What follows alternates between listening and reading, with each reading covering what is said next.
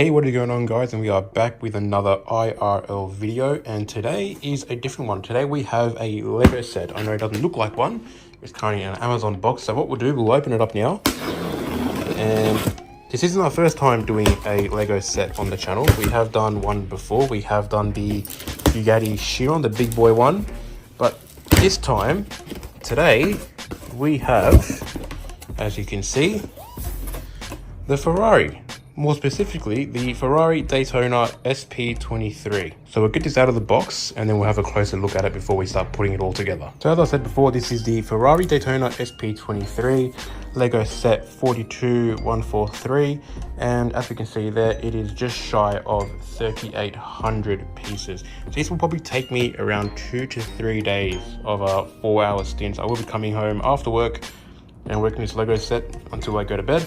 So probably 4 hours each day and probably for 3 days straight. So let's get this thing opened up and let's see what we got inside. All right, now that the box is off, we can see what is inside. So it looks like we're looking at the rear of the Daytona SP3. I'm assuming each of these boxes are different sets of the build. So it is a quite unique box. This is what you usually get with Technic sets. So that's box number one. We'll quickly put that to the side over there. This will be number 2, and this will be number 3. It is actually quite a unique box, so I'm sure Ferrari paid extra to have their box be a little bit different compared to the rest of them, because usually with the Chirons and the Lamborghinis, which I have done before, their boxes are more regular, more of a shape like that, where it's just a flat rectangular box. This is a bit different. It's more built vertically rather than horizontally. So it's actually quite unique, and usually with these sets you end up keeping them because it kind of adds a little bit of a value to the Lego set in general. But what I've also found out is that with this Lego set, you can also go online and build a Ferrari F1 car, which I might actually also do once I put this all together. Now that we've got all 3 boxes open, 1, 2, and 3, let's have a look at the inside, because usually the manual is actually quite pretty. They're pretty cool to look through. So these will also act as like manuals, but you can also see how they're all put together. So you can see here, you know, with the Lego factory, the Maranello factory, you know, it's got pictures of the car, all the people involved with putting it all together. Most people usually flick through all this. This is all the historical stuff about Ferrari. I might actually give that a read. You know, this is all of them, again, talking absolute gibberish on how they designed the Lego set for this Ferrari Daytona SP3. And this kind of looks like it goes on for quite a while. You can see here more people just looking like they give a shit. And that's them, more designs. That's them designing it. Looks like it's all 3D printed. Again, there's a picture of the Lego set along with the real deal. Now, when do we actually stop? I think it's the next page now. That looks like it's the end of it. Nope. So box 1, we're doing the engine in the gearbox. So that's what it looks going to look like. Probably will look nothing like that once I'm done with it. This is where we actually start doing the Lego building. So right, what am I going to do? I'm going to set this all up. I probably am going to try and attempt to do this one box today and then leave the next 2 for Wednesday and Thursday, because today is Tuesday. I've got my tunes. I'll be building this on the floor here. Not much of a workspace. I don't have much of a desk to really build it on, so the floor is our only option. So time to put this on the floor and set this camera up somewhere where I can do a really quick time lapse, because I'm not going to make you guys watch 12 hours of me putting this thing together. It's definitely going to be like a 20-minute time lapse.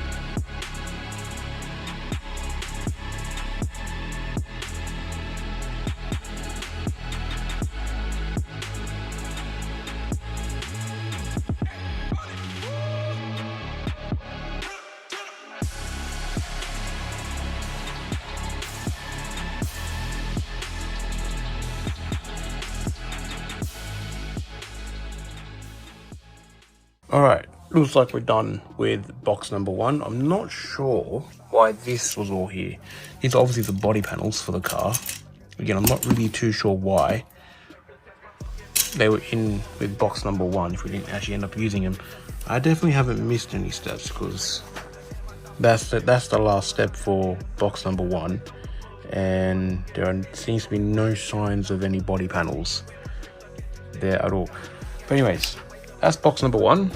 Box number 2 will definitely be a tomorrow night thing. It is currently, I believe, 11 o'clock. So we started this at 6 o'clock, gone through to 11. So it has taken about 4 to 5 hours. I did take a bit of a break because my phone was about to die. So we let that have a quick breather before you went back to recording again. But the car's looking really good. That definitely did not just fall out. But anyways, as you see, we've got the engine, got the rear and the front suspension, and all completely functional as you'd expect with Technic sets. So you can see here, front and rear suspension, Ferrari V12 in all its magnificent glory.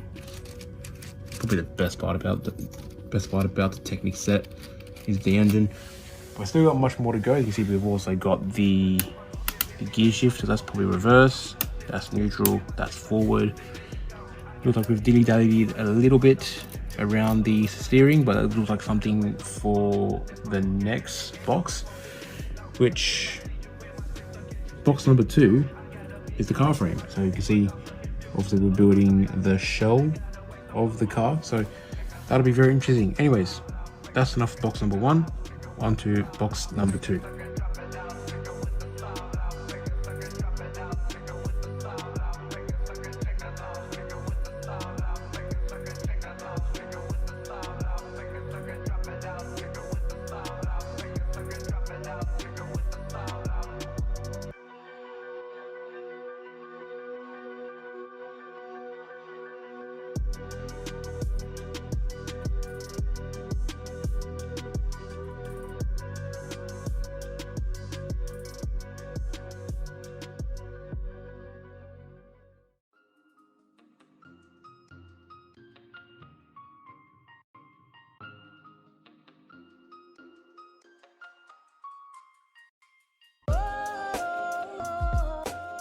Alright, it is now Sunday, and the last time I worked in this car was, I believe, Thursday. So the reason why there's a bit of a break between Thursday and to Friday is because I found out recording long videos on an iPhone is actually very difficult when it comes to transferring those files to a computer in order to edit them.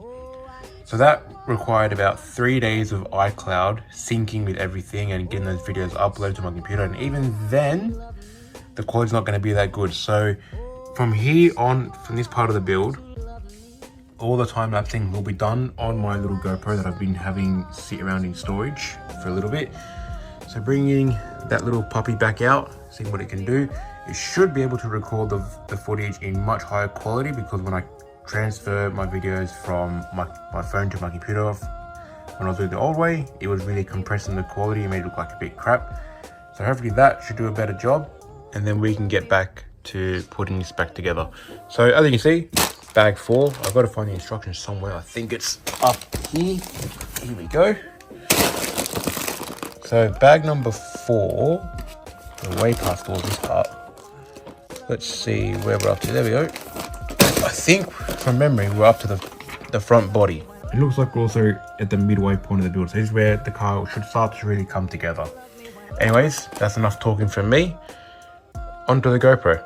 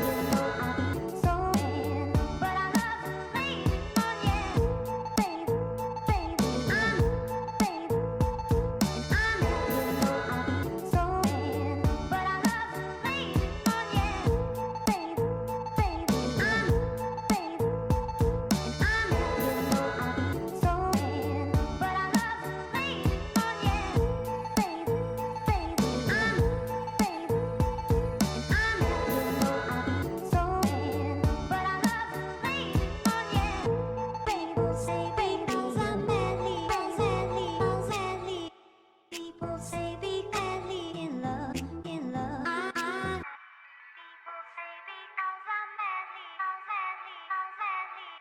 People say be madly in love, in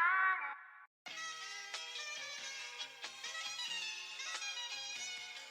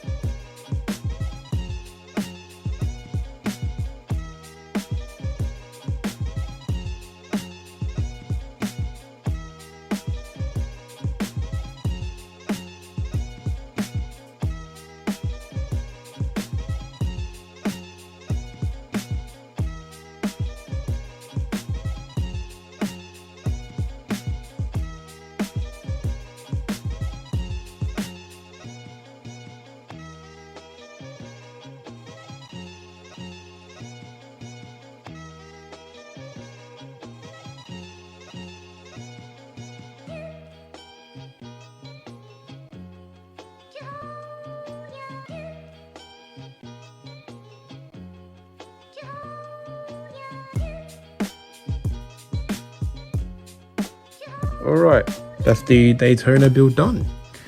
It's taken a little bit longer than I would have liked. I think all up from start to finish, it may have taken me over 2 weeks. But that's purely because I've been a bit busy. After work, I was helping a mate drop a Ford Falcon motor inside of a WRX. But anyways, I really am liking this build. It was probably one of the nicer builds. Wants to focus, there we go. Probably one of the nicer builds I've done. A lot of detail via the steering and how all that works. Again, all this is completely functional. You can see there it's working inside. All the lights, even its own nice little plaque that will probably do nothing. Come on, focus, man. There we go. Anyways, piss that off. But yeah, I really like this. I really like the design of it all. I do like all of what it has. Even the back as well looks pretty cool. You've got the golden doors and the functional frunk, as some of the weirdos like to call them.